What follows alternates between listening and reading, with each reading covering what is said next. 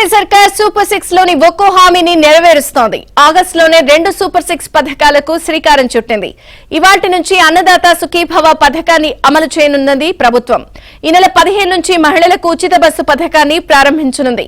ఒకే నెలలో 2 సూపర్ 6 పథకాలు అమలవుతూ ఉండడంతో ఇటు రైతులు అటు మహిళలు సంతోషం వ్యక్తం చేస్తున్నారు.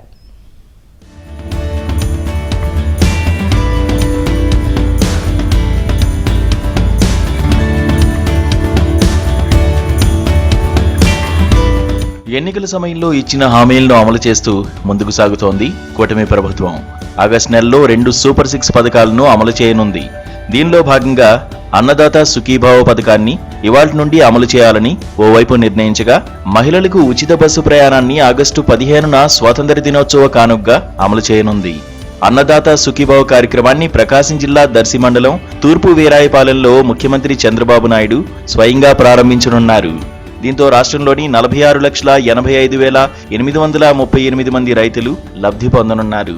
మొదటి విడతలో రాష్ట్ర వాటాగా ఒక్కో రైతుకు 5,000 రూపాయల చొప్పున మొత్తం 2,342.92 కోట్ల నిధుల్ని వారి ఖాతాలో ప్రభుత్వం నేరుగా జమ చేయనుంది. అర్హులైన ప్రతి రైతుకు అన్నదాత సుఖీభవ అందాలని, రైతులకు చేయూతనివ్వడం ఈ ప్రభుత్వానికి భారం కాదని స్పష్టం చేసింది.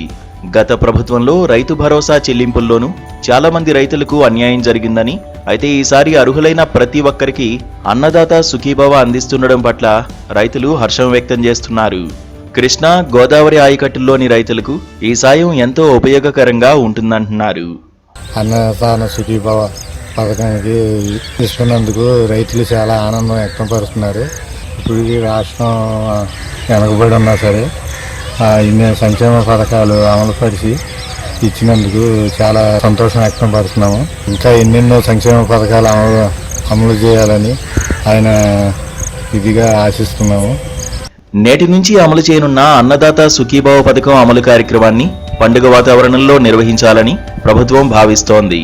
దీనిలో భాగంగా గ్రామ సచివాలయం నుంచి పంచాయతీలు, మండల కేంద్రాలు, నియోజకవర్గ కేంద్రాల్లో ఈ కార్యక్రమం నిర్వహించాలని ఆదేశాలిచ్చింది.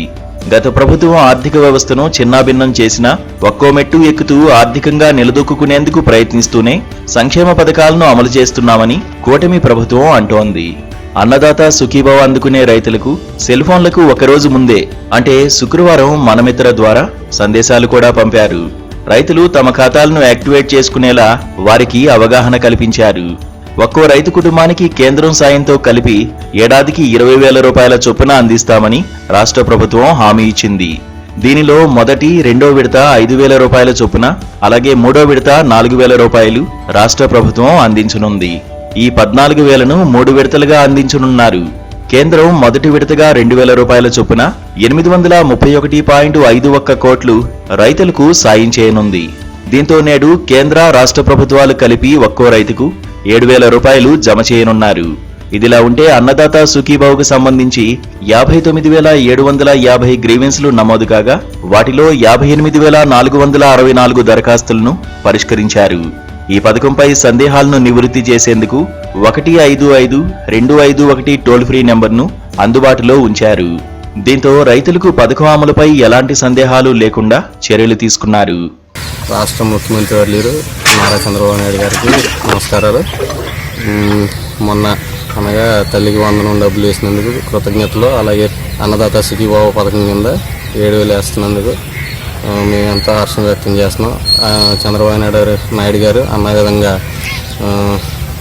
సూపర్ 6లో అన్న విధంగా పథకాలన్నీ అమలు చేస్తున్నందుకు ధన్యవాదాలు తెలియజేసుకుంటున్నాం. ఆర్టీసీ బస్సులో మహిళల ఉచిత ప్రయాణ పథకానికి ప్రభుత్వం స్త్రీ శక్తి పేరును దాదాపు ఖరారు చేసింది. ఈ నెల 15 నుంచే స్వాతంత్ర్య దినోత్సవ కానుకగా అమలు చేసే దిశగా వడివడిగా అడుగులు వేస్తోంది. అధికారులంతా ఈ ఏర్పాట్లలో తలమునకలయ్యారు. తాము అధికారంలోకి వస్తే ఆర్టీసీలో మహిళలకు ఉచిత ప్రయాణం కల్పిస్తామని టీడీపీ అధినేత చంద్రబాబు ఎన్నికల్లో హామీ ఇచ్చారు. ఆ మేరకు పథకాన్ని పట్టాలెక్కించేందుకు 15 ఆగస్టును ముహూర్తంగా నిర్ణయించారు. ఇప్పటికే కొత్త బస్సుల విషయంపై అధికారులు ప్రభుత్వానికి ప్రతిపాదనలు పంపారు. భవిష్యత్తులో అంతా ఎలక్ట్రిక్ బస్సులే కొనాలని ప్రభుత్వం నిర్ణయించడంతో ఆర్టీసీ బస్సులో ప్రయాణం మరింత సౌకర్యవంతం కానుంది. మరోవైపు జీరో ఫేర్ టికెట్ ముద్రణకు సైతం ఏర్పాట్లు పూర్తయ్యాయి. అదే సమయంలో డిపోకు చెందిన బస్సు ఎక్కడి నుంచి ఎక్కడికి ప్రయాణం వంటివి ఉంటాయి. ప్రభుత్వ రాయితీ విషయం అందులో ముద్రించుంటుంది.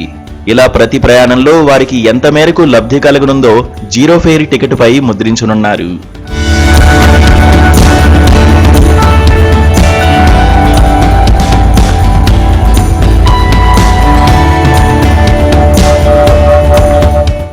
ఏపీలో మహిళలకు ఉచిత బస్సు పథకం అమలు చేస్తే రోజుకు సగటున 10 లక్షల మంది వరకు ప్రయాణికుల సంఖ్య పెరుగుతుందని అంచనా వేస్తున్నారు. ఇందుకోసం అదనంగా బస్సులు కొనుగోలుతో పాటు సిబ్బందిని నియమించుకోవాల్సి ఉంటుందంటున్నారు. దీంతో ఈ పథకం అమలుకు కూటమి సర్కార్ పెద్ద కసరత్తే చేస్తోంది.